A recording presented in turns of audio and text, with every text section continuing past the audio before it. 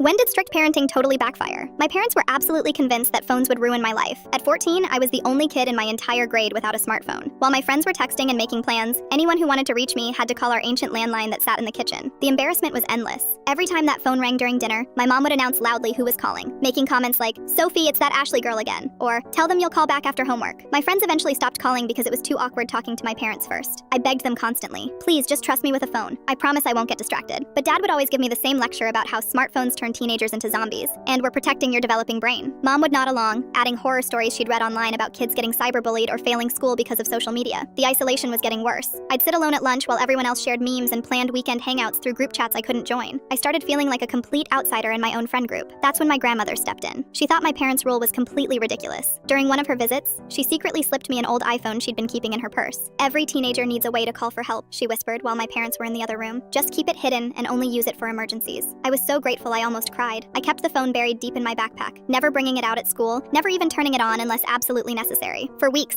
it just sat there like a security blanket I never had to use. Then one Tuesday night changed everything. I was lying in bed around midnight when I heard a weird scraping sound coming from downstairs. At first I thought it might be our cat, but the noise was too deliberate, too rhythmic. I crept to my bedroom window and looked down at our backyard. A man in dark clothes was trying to pry open our sliding door with some kind of tool. My heart started pounding so hard I thought it might wake up the whole house. I ran to my parents' room and shook my dad's shoulder frantically. "Dad, wake up! Someone's trying to break in!" He groaned and barely opened his eyes. "Sophie, go back to bed. You probably just heard the neighbor's dog." "No, I saw him. He's got something in his hands." Mom rolled over, annoyed. "Honey, you watch too many scary movies. It's just your imagination." I ran back to the window. The man was still there, and now I could hear the glass starting to crack. Panic shot through me as I remembered the landline downstairs was broken. It had been making weird crackling noises for days, and my parents kept saying they'd call the phone company tomorrow. Their bedroom doors were locked from the inside, and they'd made it clear they thought I was overreacting. The only working phone in the entire house was the iPhone hidden in my backpack. I grabbed it with shaking hands and dialed 911. The operator answered immediately, and I whispered our address, explaining that someone was breaking into our house right now. She told me to stay on the line, and that police were already on their way. That's when I heard the sliding door finally give way downstairs. I ran back to my parents' room, pounding on their door. "Mom! Dad! He's inside the house! I called the police!" Suddenly, they were wide awake. Dad jumped up, fumbling for his phone, while Mom asked frantically how I'd called anyone. "Sophie's phone!" I heard Dad yell as he ran downstairs. "Where did you get a phone?" By the time he reached the living room, the burglar had heard all the commotion and was already climbing back out through the broken door. Dad stood there in his pajamas, looking at the shattered glass and the muddy footprints on our carpet. The police arrived 5 minutes later and took statements from all of us.